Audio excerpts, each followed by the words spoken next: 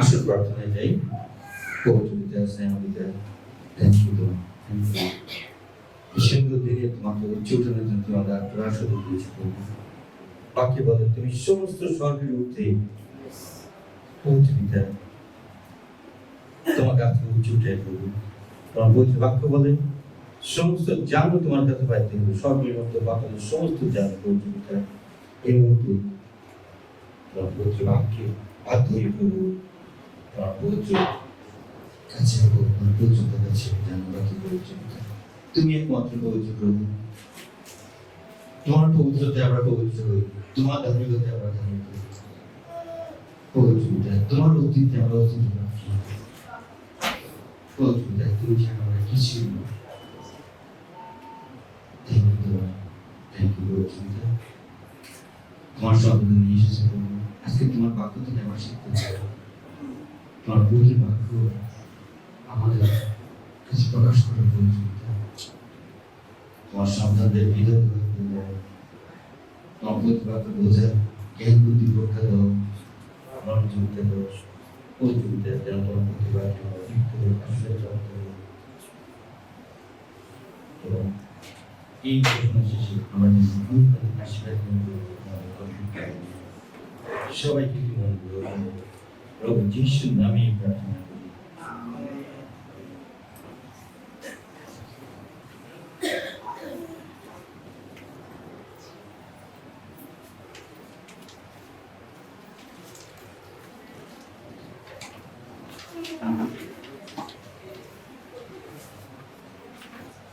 আজকে বিষয়টা আপনারা আগেই জেনে গেছেন, যখন সিস্টেমের পড়তে ছিল মানতের বিষয়। আপনারা নিচে পবিত্র বাক্য খেয়াল করেছেন। আজকের বিষয়টা হলো মানত করা, বা ইংরেজিতে বলতে পারেন মেকিং ভাও। এই মানতের বিষয়টা আমরা কম বেশি সবাই জানি, সবাই পরিচিত মানুষের সাথে। তো এই মানতে পুরাতন নিয়মে অনেক কিছু বলা হয়েছে, কিন্তু নতুন নিয়মে এসে আমরা আর মানত পাই না। সাধু পৌলের পত্রে প্রেরিত কার্যাবলী 18-18 পদ, 21-23 পদে শুধু একমাত্র সাধু পৌল বলেছিল যে তিনি মানত পূর্ণ করার জন্য অন্য জায়গায় গিয়েছেন, শুধু এটুকু বলা আছে, এর চেয়ে বেশি কিছু আর নাই। কিন্তু পুরাতন নিয়মে আমরা অনেক পুস্তকে দেখতে পাই এই মানত সম্পর্কে অনেক অনেক বিষয় বলা হয়েছে। কিন্তু প্রভু যীশু মানত সম্পর্কে উৎসাহিত করে নাই, যদি বা করে নাই, কিন্তু এই মানব এসে যায়। আপনি মুখ খুলে বলেন নাই, কিন্তু আপনি হৃদয় দিয়ে বলেছেন যে প্রভু আমার যদি চাকরিটা হয় তাহলে আমার তোমার মন্দিরে এত টাকা দিব, বা আমার প্রথম মাসে চালাতে হবে। এটা অটোমেটিক্যালি হৃদয় চলে আসে। কিন্তু তারপরও প্রভু মুখ দিয়ে উচ্চারণ করতে না করেছেন। যেমন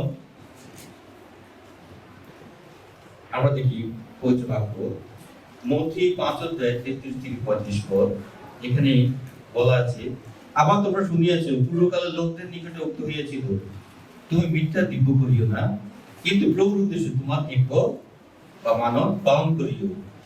কিন্তু আমি তোমাদেরকে বলি, দেখেন প্রভু কি বলতেছে। যদিও পুরাতন নিয়ম লেখা ছিল, কিন্তু প্রভু বলতেছে কিন্তু আমি তোমাদের বলতেছি, তোমরা দিব্যই করিও না, স্বর্গে দিব্য করিও না, কেননা তাহা ঈশ্বর সিংহাসন, এবং পৃথিবীর দিব্য করিও না, কেননা তাহা ঈশ্বরের পাদবী, আর জেরুজালেমের দিব্য করিও না, কেন তাহা মহান রাজা নগরী। আর তোমার মাথা দিব্য করিও না, কেননা একাধিক চুল সাদা কি কালো করিবার সাধ্য তোমার নাই। কিন্তু তোমাদের কথা হ্যাঁ হ্যাঁ, না না হোক, ইহার অতিরিক্ত যাহা তাহা মন্দ হইতে জন্মে।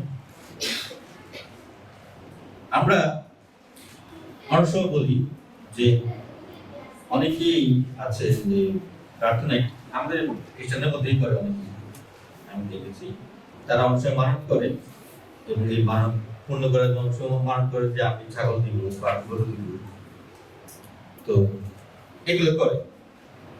কিন্তু প্রভু কি বলে? গীতসংহিতা 59:14 পদ, আমি তোমার গৃহ হইতে বৃষ, তোমার ঘর হইতে ছাগ লইব না, কেননা বনের সমস্ত জন্তু আমার, সহস্র সহস্র পর্বতীয় পশু আমার, আমি করিতে হইলে তোমাকে বলিব না, কেননা জগৎ তাহার সমস্তই আমার। তুমি ঈশ্বর উদ্দেশ্য স্তব বলি উৎসর্গ করো, পরস্পর নিকটে আপন মানব পূর্ণ করো। তুমি নিয়ে যাও, তোমার গরুর জন্য ব্যবহার করো। কেন ডাক্তাররা কি ঈশ্বর সেবা করতে পারে না? ইঞ্জিনিয়ার কি ঈশ্বর সেবা করতে পারে না? পারে। আমেরিকাতে ডক্টর উড, আফ্রিকান একজন প্রফেট, উনি খুব নামকরা একজন বিজ্ঞানী, আমেরিকাতে কাজ করেন, অনেক বড় মাপের একজন বিজ্ঞানী ডক্টর উড। ওনার জীবনে পড়ে প্রভু তার কাছে আসছে, বলো তুমি কি আমাদের কাজ করবে? সাথে রাখি ফিলিপিনে আমি একটা বই পড়েছিলাম, বইয়ের নাম হলো ফেথ গার্ডেনিং। অর্থাৎ যারা সুসমাচার প্রচার করে, এখন সুসমাচার প্রচার করলে যে আপনার পকেট বাড়ি থাকবে সবাই পড়ে তা না। যারা সুসমাচার প্রচার করে তারাই বেশি অবহেলিত, তাদের পকেটে অনেক সময় পকেট থাকে না। আমাদের এই যে পালক আছেন, পালক, এখানে উনি জানে ওনার স্যালারি কত বা উনি মানুষের কাছ থেকে কি পায়। কিন্তু সেই ফিলিপিনের সেই ঘটনাটা হলো, ফেথ গার্ডেনের মধ্যে পড়লাম, ওরা কি করে এই সারাদিন তার প্রচার করে না, মনে করেন সপ্তাহে 2 দিন প্রচার করলো বা 3 দিন প্রচার করলো, আর বাকি সময়টা ওরা কি করে মানুষের জমি লিজ দেয়, ওইটা চাষ করে তাদের ওখান থেকে তাদের আয় আসে, ইনকাম আসে, তাদের খাবার আসে। দেখেন প্রভু রাজ্যের জন্য তারা কার কাছে হাত পাতে না। সুতরাং আপনার সন্তান ডাক্তার হোক, ইঞ্জিনিয়ার হোক, অবশ্যই হবে, কারণ প্রভু বলছে তোমরা মস্ত স্বরূপ, তুচ্ছ স্বরূপ না। প্রভু আপনার সন্তান যদি ডাক্তার হয়, ইঞ্জিনিয়ার হয়, এটা প্রভুরই আনন্দ, প্রভু যে আমার জন্য উঠি। বাক্যে লেখা আছে যে প্রভু তার সন্তানদের কুশলের প্রীত, তার দাসদের কুশলের প্রীত। আমরা ভালো কিছু করলে প্রভুর আনন্দ হয়। সুতরাং আপনি আপনার চাকরি জীবনের পাশাপাশি আপনি প্রভু রাজ্যের কাজ করতে পারেন। আমি একটু বলতে চাচ্ছি প্রভু রাজ্য, এটা আমি একটু আলাদা রাখি। আমি অনেকের ব্যক্তিগত জীবনে অনেক সাক্ষ্য আছে, অনেকে চাকরি করছে হয়তো ডাক্তার বা ইঞ্জিনিয়ার, কিন্তু দেখা গেছে যে উনি খুব ভালো একজন শিল্পী, খুব ভালো গান করতে পারেন, আছে এরকম অনেকেই। তো এরকম আবার অনেকে আছে উনি এই চাকরি করে, কোনো পুরুষ দেখেছে উনি খুব ভালো রান্না করতে পারেন স্ত্রীর কাছ থেকে। আমি একবার আমার জেঠু ভাই ওর বাসা গেলাম শুক্রবার দিন, তো বৌদি আমাকে বলতেছে, ও দেখো আজকে আমাকে ঢুকতে দিবে না রান্না করে, তোমার ভাই তোমার দাদা আজকে আমাকে ঢুকতে দিবে না। আমি মানে শুক্রবার হলে সে রান্না করবে, শুক্রবার হলেই সে রান্না করবে। দেখি যে খুব ইস্যু পার্টটা কি, ইস্যু পার্টটা হলো ওই মাংসটা কিন্তু মশলা লাগাই দিব, কিন্তু চুলা হচ্ছে আমার দাদা, কারণ সে খুব ভালো রান্না করতে পারে, তার একটা শখ, সে রান্না করবে।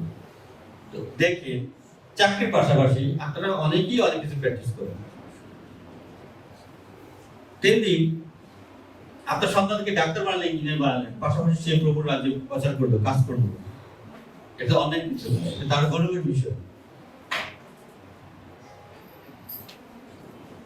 সুতরাং বিপদে পড়লে আমরা যেন কখনো এমন কোনো মানব উচ্চারণ না করি। একটা গল্প আছে বাচ্চাদের, আমার বাচ্চারা যখন ছোট ছিল, বড় হওয়া পর্যন্ত, কলেজে যাওয়া পর্যন্ত ওদের সাথে বসে বসে আমি কার্টুন দেখতাম টিভিতে। আমি কখনো ওই নাটক, সিনেমা কিছু দেখতে পারিনি, কারণ বাচ্চারা কার্টুন দেখে বসে বসে কার্টুন দেখতে হইতো আমার। আমি অনেক কার্টুন দেখছি, তার মধ্যে একটা কার্টুন মনে পড়ে, একটা লোক সে ডাব খাইতে ইচ্ছে করলো, সে যখন গাছে উঠলো,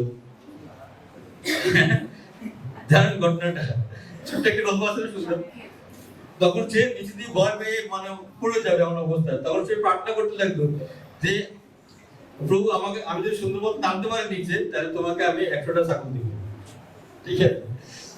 তারপর সব নামতে, সে নামছে অর্ধেক, নামছে অর্ধেক, নামে বলতেছে অর্ধেক তো নেমে গেছি, 100টা দিব? ও না না না প্রভু 50টা দিব, ঠিক আছে? তারপরে সে আরো বেশ অর্ধেক নেমে আসবে, না 50টা বেশি হয়ে গেছে, 10টা দিব, 10টা। তারপরে সে পুরোপুরি নেমে গেছে, দেওয়ার দরকার বুঝছেন? তো যদিও যদি বা কার্টুন বা ছেলে এটা থেকে শিক্ষা আছে, এটা মানবতার বিষয়, আমরা এখান থেকে এটা শিখতে পারি। হ্যাঁ, সে প্রভুর কাছে প্রতিজ্ঞা করছে, একটা ছাগল তখন নেমে গেছে, পুরো তার দরকার নেমে গেছে, দরকার আমার বিপদ উদ্ধার হয়ে গেছে, ঠিক আছে? তো আমরা যেন আমাদের প্রভুর কাছে সাথে এরকম বেমানি না করি, কারণ প্রভু আপনাকে আমাকে অনেক ভালোবাসেন। আপনি আপনি প্রভুকে গত মাসে সেলাই দিতে চান? আপনি কি আপনার প্রভু গরিব? আপনি যেই মানব করেছেন সেটা যদি পূর্ণ করেন, প্রভু আপনাকে দেখতে পাবে কি? হ্যাঁ, এ আমার বিশ্বস্ত সন্তান, প্রভু আপনাকে আরো বেশি আশীর্বাদ করবে। আপনারা এই যে আমরা মালাকে পড়ি, হ্যাঁ, সেই 3 অধ্যায়, সেখানে কি আছে স্পষ্ট ভাবে যে তোমার সমস্ত, হ্যাঁ, দশমাংশ আমার ভান্ডারে আনো, আমি টেস্ট করে দেখো আমি তোমাদের রক্ষা করে দিই। আর দেখবেন যে আপনি যখন দশমাংশ আনবেন, সেই প্রতিজ্ঞা মানত কিন্তু একটা এগ্রিমেন্ট, একটা চুক্তি, ওটা একটা চুক্তি। মালাকীয়দের যে দশমাংশ কথা বলেছে সেটা একটা চুক্তি। আপনি যখন দশমাংশ দিবেন, দেখবেন যে আপনার ওই যে বাকি যেটুকু থাকবে এটুকু দিয়ে সুন্দর মতো সংসার চলে গেছে। আর আপনি দশমাংশ না দেন, দেখবেন যে আজকে ছেলে অসুস্থ, কালকে স্বামী অসুস্থ, পরশু স্ত্রী অসুস্থ, তারপরে অমুক দিন অমুক খরচ, তমুক দিন তমুক খরচ, দেখবেন যে ওই খরচ হয়ে গেছে, বাড়তি খরচ। এই কারণে বললো যে দশমাংশ তখন দাও তোমরা যে গ্রাহককে ঘোষণা করবে, আর গ্রাহক হলো শয়তান, যে বিভিন্ন ভাবে আমাদের আয় ইনকাম নষ্ট করে দেবে।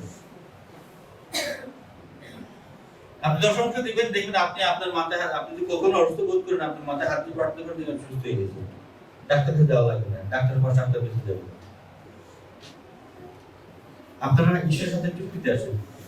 আমি গত এই মর্নিং ডিভোশনে আমি আমার ব্যক্তিগত কিছু সাক্ষ্য দিয়েছিলাম।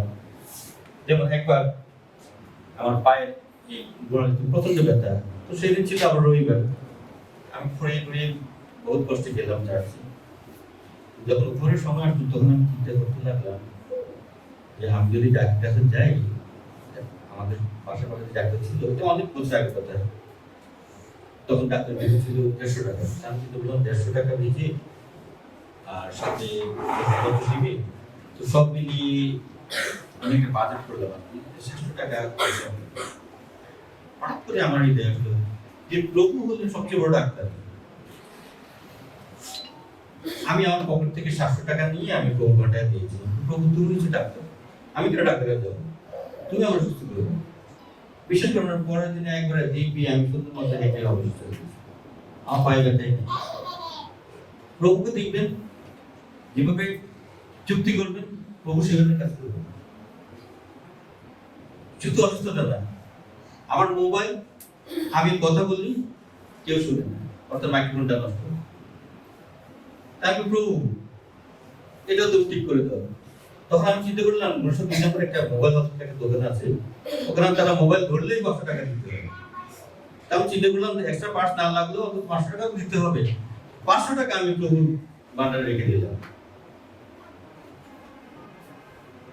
তারপরে ফোন করতে দেখেছে ঠিক না, সেদিন দেব, পরের দিন ঠিক না, তো মনে হয় চিন্তা করি পয়সাটা কি জলে গেল। পরের দিনে আমি দোকানে গেলাম, সেই মোবাইল হসপিটালে গেলাম, ভাই দেখেন মোবাইল, তো উনি কি করলো, খুলে পরিচর্যা করে আমাকে দিল, ঠিক আছে। তা আমি পকেটে হাত চাই, কত দিব, কথা আপনার দেখছেন, আমি তো প্রভুর ভান্ডার দিচ্ছি, এটা প্রটেক্টেড, এটাকে প্রভু দিই, এটাকে শয়তান আমাকে সেই দোকান দিতে দেয়নি। ঈশ্বর প্রভু, আপনি প্রভুর সাথে চুক্তিবদ্ধ হবেন, এটা দায়িত্ব প্রভু, রাখতাম না, এটা প্রভুকে ছেড়ে দেয়। আমরা প্রভুকে নির্ভর করতে পারি, এটা আমার সবচেয়ে বড় অসুবিধা। আমরা অনেক সময় পবিত্র বাক্য বলে যে তিনি আমাদের ব্যথা সকল তুলিয়ে দিয়েছেন, ব্যাধি সকল বহন করেছেন। আপনারা যদি যিশুর টিফিন অধ্যায়ে যান, নতুন নিয়ম আছে একই অবস্থা, যে প্রভু যিশু আমাদের সমস্ত দুঃখ, কষ্ট, রোগ সমস্ত তুলিয়ে লইয়াছেন। এবং যিশুর টিফিন অধ্যায়ে এটাই কনফার্ম করছে যে আমরা আর্গপ্রাপ্ত হইয়াছি, যে ডান, কমপ্লিট। প্রভু কাকুরি ক্রুশে যখন মাথা নিচু করলো, তার আগে একটা শব্দ উচ্চারণ করছে, সমাপ্ত হইল, কিছুই বাকি নেই। অর্থাৎ তার দ্বারা আমরা সমস্ত কিছু প্রাপ্ত হয়েছি। তো সুতরাং আমরা কেন রোগ হলে আমরা আগে বড় বড় ডাক্তার চিন্তা করি? আমরা কেন প্রভুর সামনে আসি? আমরা আসি অনেক পরে, যখন সব ডাক্তার ফেল হয়ে যায়, তখন আসি আমরা প্রভুর দিকে। তখন আমরা ধরি বিভিন্ন যন্ত্রে যে আমাদের একটু প্রার্থনা করেন।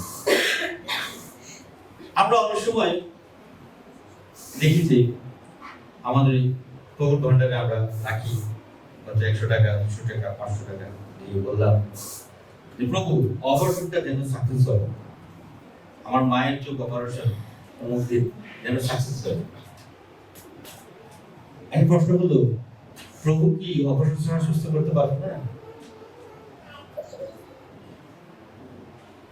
আমরা কি পারি না সেই অপারেশন টাকাটা আনি প্রভুর ভান্ডারে দিতে, যে প্রভু তুমি সুস্থ করবে? এরকম বড় বিশ্বাস আছে? আমরা দেখি সেই বাক্যে সেই শতপতি প্রভুর কাছে এসেছিল, বলল যে প্রভু আমার টাকার অসুস্থ। তখন প্রভু কিছু চল আমার বাটা যায়। প্রভু কি বলছে, শতপতি কি বলছে, আমার সেই যোগ্যতা নাই, আপনি আমার ঘরে পদার্পণ করবেন, আমার সেই যোগ্যতা নাই। আপনি এখানেই বলেন বাক্য, আপনার কমান্ড করেন, কারণ আমি যখন কমান্ড করি, আমার আন্ডারে যে সৈন্যরা আছে তারা যাইতে বলে যায়, আপনি এখান থেকে কমান্ড করেন। প্রভু কি বলবো? এরকম বিশ্বাস রাখার মধ্যে প্রভু আসছে যে তার বিশ্বাস থেকে তোমার দাস সুস্থ করো, এরকম বিশ্বাস নিয়ে আসতে হবে প্রভুর কাছে। আপনি আপনার অপারেশন টাকা প্রভু তুমি সুস্থ করো, এই বিশ্বাস নিয়ে আসতে হবে, 100% বিশ্বাস নিয়ে আসতে হবে, সন্দেহ না। দেখেন প্রভু সুস্থ করে। আমি আমার কথা বলেছি, আমার উদাহরণ দিয়েছি, আমি আমার ডাক্তারের ভিজিট পয়সার টাকা আমি দিয়ে দিলাম প্রভু, করে সুস্থ। সুতরাং এই আমরা ভারতের বিষয়ে নিয়ে আলোচনা করছিলাম।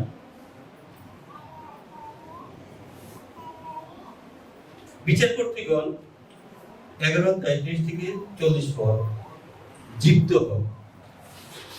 হ প্রভুর কাছে মানন করলো যে প্রভু অমল সন্তানদের সাথে যুদ্ধ, যে আমি যদি যুদ্ধে জিতি, তুমি যদি আমাকে বিজয়ী করো সেই যুদ্ধে, তাহলে আমি যখন আমার ঘরের দিকে ফিরে আসবো, বিজয়ী বেশে যখন ফিরে আসবো, তখন আমার বাড়ি থেকে যে জিনিসটা বের হবে তাকে আমি তোমার উদ্দেশ্যে উৎসর্গ করব।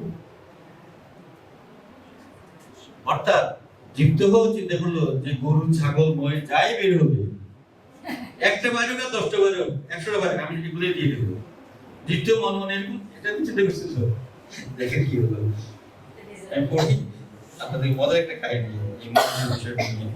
আর জীবিত সদর উদ্দেশ্যে মানত করিয়া কহিলেন, তুমি যদি অমর সন্তানদিগকে আমার হস্তে সমর্পণ করো, তবে অমর সন্তানগণের নিকট হইতে যখন আমি কুশলে ফিরিব, তখন যাহা কিছু আমার গৃহের কবাট হইতে নির্গত হইয়া আমার সঙ্গে সাক্ষাৎ করিতে আসিবে, তাহা নিশ্চয়ই সদাপ্রভু হইবে, আর আমি তাহার মঙ্গলের কুশল করিব। আর জীবিত অমর সন্তানের সহিত যুদ্ধ করণার্থে তাহাদের নিকটে পার হইয়া গেলে সদাপ্রভু তাহাদের হস্তে সমর্পণ করিল। অর্থাৎ জিতে গেল।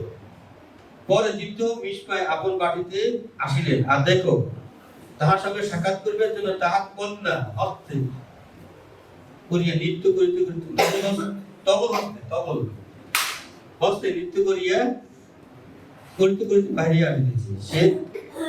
সে তাহার একমাত্র সন্ততি, জীবের একমাত্র কন্যা, ভালোবাসার আদরের কন্যা। মজার একটা কাহিনী।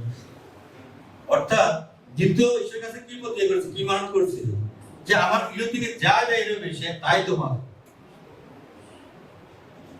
কিন্তু সে তার কন্যাতে বেরিয়ে আসবে, সে কখনো কল্পনাই করতে পারবে না।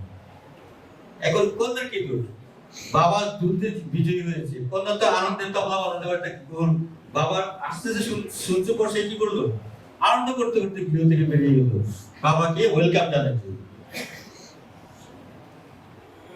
সে তাহার একমাত্র সন্ততি, সে ছাড়া তাহার পুত্র কি কন্যা ছিল না। তখন তাহাকে দেখে মাত্র তিনি বস্ত্র ছিঁড়ে দিলেন। তিনি তো কষ্টে আর থাকতে পারতেছেন না বাবা, যে হায় হায় আমি তো ঈশ্বরের কাছে প্রতিজ্ঞা করছি ঈশ্বর দিয়ে দিব।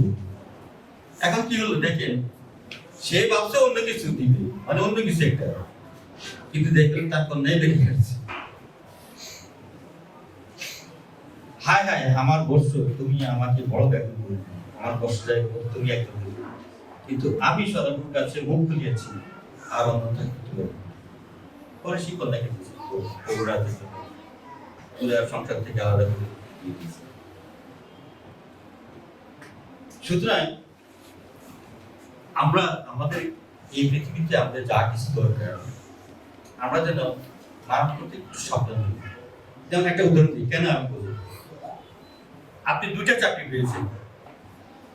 একটা চাকরি মনে করেন 1 লাখ টাকা, আরেকটা চাকরি মনে করেন 1.5 লাখ টাকা। অবশ্যই 1.5 লাখ টাকাটা দিবেন। এখন প্রভুর কাছে চিন্তা করতে, প্রভু যে 1.5 লাখ টাকার চাকরিটা আমাকে দিও, যদি দাও তাহলে আমি তোমাকে প্রথম বছর স্যালারিটা দিয়ে দিতে চাচ্ছি, আপনি প্রতিজ্ঞা করবেন। কিন্তু দেখা গেল যে প্রভু আপনাকে ওই 1.5 লাখ টাকার চাকরিটা দেয়নি, দিচ্ছে 1 লাখ টাকার চাকরিটা। আর মন খারাপ করার কিছু নেই, প্রভু আপনাকে উৎকৃষ্ট জিনিসটাই দিয়েছে। কারণটা হলো এইটা, আপনি 1.5 লাখ টাকা যে চাকরিটা করবেন সেটা রাত দিন সপ্তাহে 7 দিন আপনার পরিশ্রম করতে হবে। কিন্তু 1 লাখ টাকার চাকরিটা আপনি কি করলেন, শুক্রবারে ছুটি পেলেন, আপনি প্রভুর গৃহে আসতে পারলেন। দেখেন, চাকরিও পেলেন, প্রভুর গৃহে কাজ করার সুযোগ পেলেন। সুতরাং প্রভু আমাদের নিয়ে পরিকল্পনা আজকের না। আমরা যদি সেই এফেসীয় সেই 4 অধ্যায়ে এফেসীয় 1 অধ্যায় 4 পদ দেখেন প্রভু কি বলছেন। কারণ তিনি জগৎ পতনের পূর্বে খ্রিস্ট আমাদেরকে মনোনীত করিয়াছেন, যেটা আমরা তার সাক্ষাৎ প্রেমে পবিত্র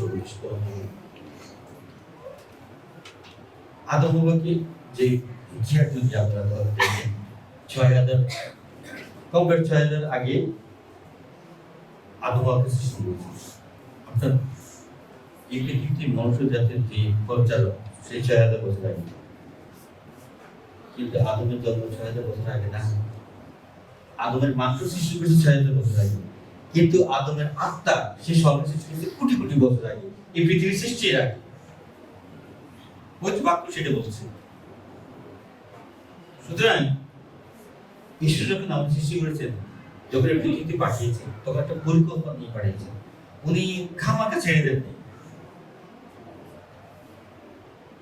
তার ইচ্ছে তার পরিকল্পনা পূরণ করার জন্য, তার পরিকল্পনাকে সফল করার জন্য প্রভু আমাদেরকে পাঠিয়েছেন। সুতরাং প্রভু জানেন আমাদের কোন চাকরিটা বা কোন মেয়েটা, কোন স্ত্রীটা, কোন স্বামী আমাদের দরকার। একজন প্রফেট বলতেছিল, আমি একটা প্রোগ্রাম দেখছিলাম, তো মোবাইল দেখে বললো যে অনেকেই ফেসবুকে সেই ফ্রেন্ড আছে, কিন্তু ওই প্রফেট খুব সুন্দর একটা কথা বলছে যে স্বামী স্ত্রী এই ফেসবুকে থাকে না, স্বামী স্ত্রী ফেসবুকে থাকে না, স্বামী স্ত্রী থাকে অর্থাৎ বেটি ঈশ্বর পবিত্র মন্দির দেখে এখানে প্রার্থনা করা। প্রভু যুগাই দেবে কোন মেয়েটা একটা ছেলের জীবনে দরকার, বা কোন ওর স্বামী একটা মেয়ে জীবনে দরকার, প্রভু যোগাই ফেসবুক না জগৎ পতনের পূর্বে প্রভু আমাদেরকে যে মনোনীত করিয়াছেন তিনি সবই জানেন আমাদের কি দরকার। আর প্রভু যিশু আমাদের একই বলছেন যে তোমরা যাত্রা করার পূর্বে প্রভু ঈশ্বর জানেন পিতা জানেন কি দরকার, কিন্তু তোমরা এই মতো প্রার্থনা করে দেখেন প্রভু যিশু একই কথা বলেছেন।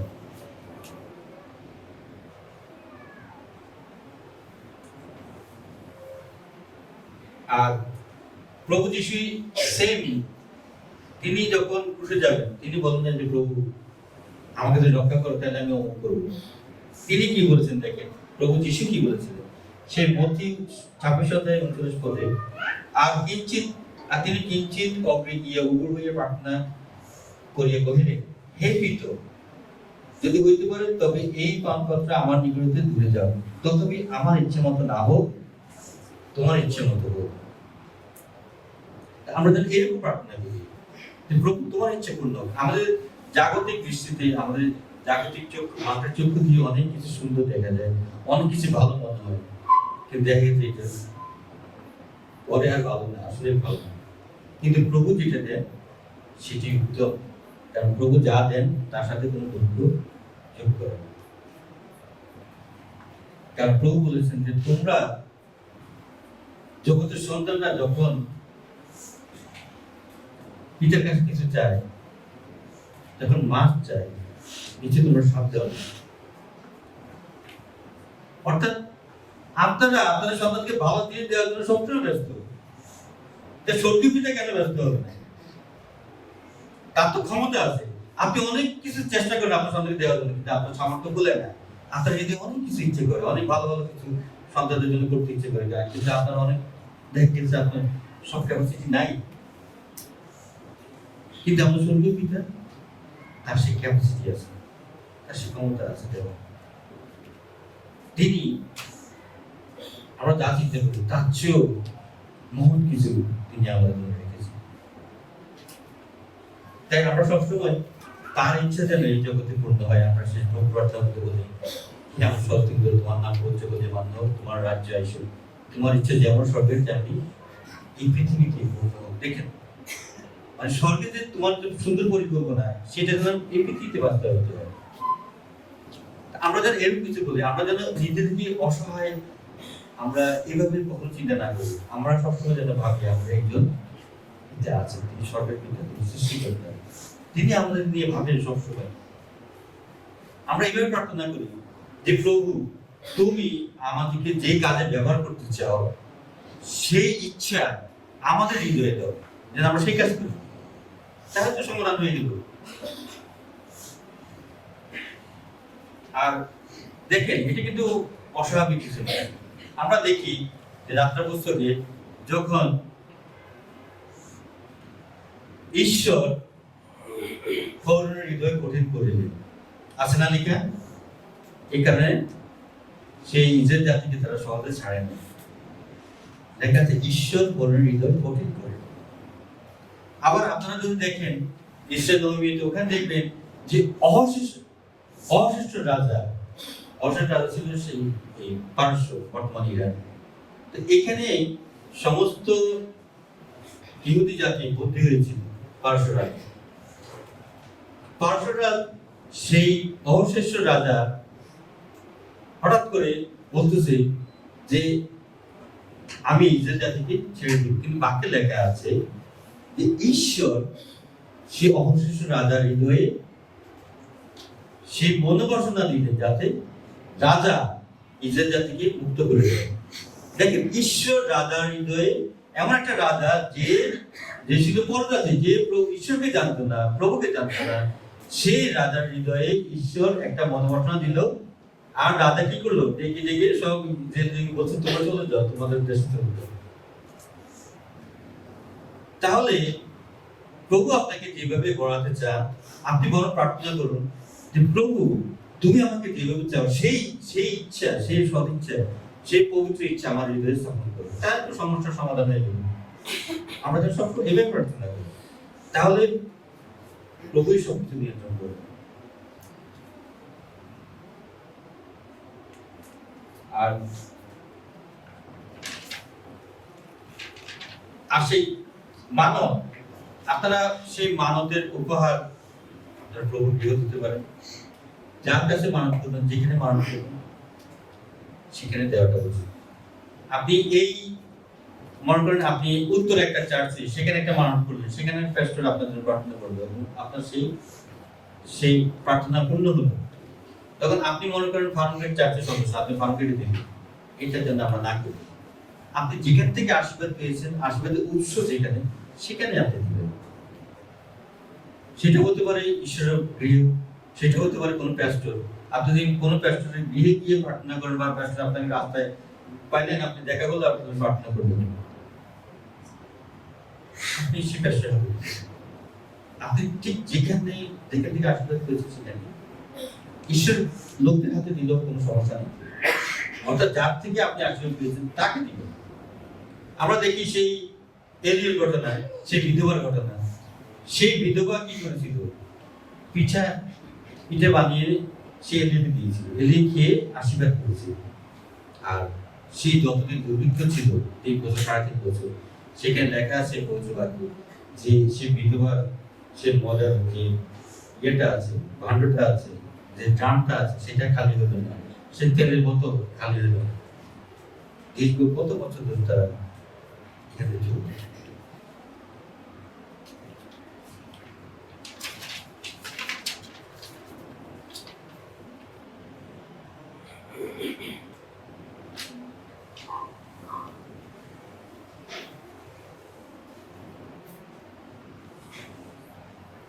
সুতরাং আমরা আজকে মানবতার বিষয়ে জানলাম, এবং আমরা কখনো মুখে উচ্চারণ করবো না যে আমরা ওটা দিব সেটা দিব, বরং আমরা প্রভুকে যথাসাধ্য দেওয়ার চেষ্টা করবো। অনেকেই একজন প্যাস্টর আমাকে বললো যে 10 এখন আর দেওয়া ঠিক না, প্যাস্টর বলছে,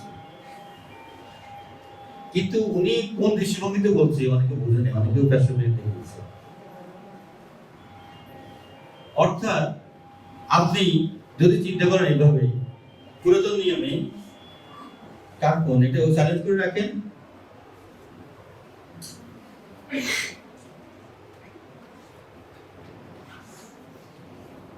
অর্থাৎ প্রভু যীশু আমাদের জন্য তার সর্বস্ব দিয়ে দিয়েছে, সর্বস্ব দিয়ে দিয়েছে, শুধু প্রাণ রক্ত এটা দেয়নি, সে স্বর্গরাজ্য দিয়ে দিয়েছে। তিনি কি বলছেন, আমি আবার আসছি, আমি তোমাদেরকে নিয়ে যাব। প্রভু যীশু আসছেন, আবার আসছেন আমাকে নিয়ে যাওয়ার জন্য। দেখুন উনি সবই দিয়ে দিচ্ছে আপনাদের। তাহলে আপনি এখন তাকে কত দিবেন? 10% দিবেন, 10% দিবেন, না তার চেয়ে বেশি কিছু দেওয়া উচিত। আমরা যদি ওইভাবে চিন্তা করি তাহলে কিন্তু আরো বেশি পাওয়া, ঈশ্বর আরো বেশি পাওয়া আছে। এখানে আমাদের যে একজন এই প্যাস্টর সাক্ষ্য দিচ্ছিল যে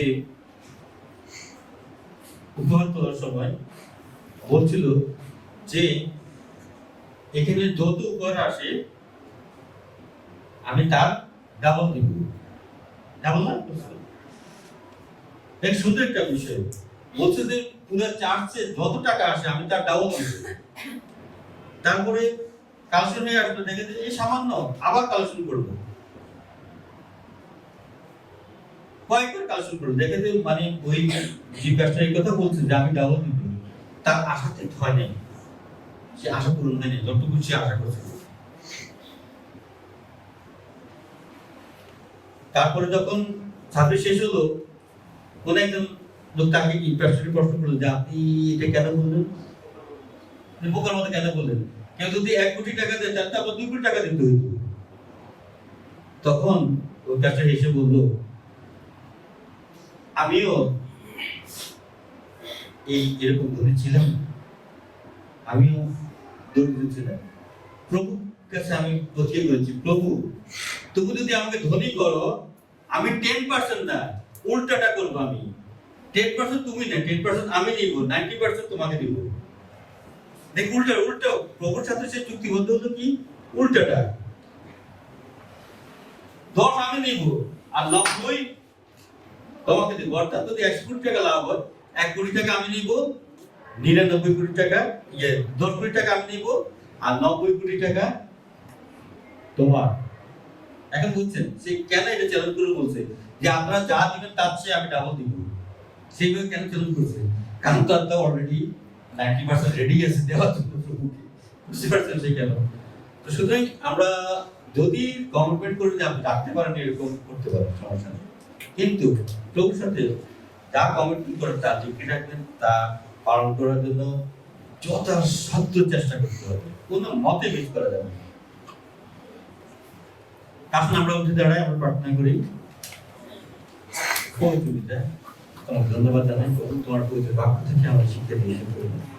পবিত্র বাক্য দ্বারা আমাদের এই তোমার আত্মায় আমাদেরকে, আমরা হৃদয়ে তুমি খোদাই করো তোমার পবিত্র বাক্য, যেন আমরা বাক্যে কার্যকরী হয়ে পড়ি, যেমন তোমার দ্বিতীয় আগমন পর্যন্ত প্রভু আমরা তোমার সন্তানদের একত্রিত করতে পারি, সব করে মেশ যেন এক করে আসো প্রভু। এই অনুগ্রহ করো প্রভু, আমাদেরকে তোমার আত্মার অনুভূতি করো, আরো পরিচালনা করবো, যেন এই কালে শিক্ষক রূপে শিশু লাভ শিক্ষক রূপে আমরা হতে পারি প্রভু। অনেক আত্মাদের শিল প্রদান করবো প্রভু যিশুর নামে প্রার্থনা। পবিত্র পিতা, এই যে তোমার পবিত্র চরণে রাখি প্রার্থনা, তোমার সন্তান এনেছি প্রভু, তুমি সেই প্রার্থনা সফলতা ঈশ্বর প্রভুর সমস্ত দরজা বন্ধ হয়ে গেলে একটা দরজা তোমার খোলা থাকে, সেটা হলো তোমার দয়া করুণা। প্রভু যোগ্যতার বলে নয়, তোমার করুণা করে এই প্রার্থনা উত্তর দাও প্রভু, এবং এই প্রার্থনাকে তোমার আত্মসাতে পরিণত করো প্রভু। সবাই যেন প্রভু আগামী সপ্তাহে এসে প্রভু মহৎ মহৎ সাক্ষ্য দিতে পারে। অনুগ্রহ করো সবার প্রয়োজন প্রভু, যে যে প্রয়োজন দিয়েছে সমস্ত প্রার্থনাকে উত্তর দেওয়া প্রভু। অনুগ্রহ করো প্রভু, তোমার সন্তানদেরকে সে মস্তিষ্ক করতে তুমি আরো অনুগ্রহ করো, তোমার মনকে মজবুত হতে আরো অনুগ্রহ করো তোমার বলছে বাক্যে সেই জাগতিকভাবে, আত্মিকভাবে, সংখ্যায়, সমস্ত কিছুতে, অর্থে, মানের সম্মানে তোমার মনকে আরো উজ্জীবিত করো প্রভু যিশুর নামে প্রার্থনা করো।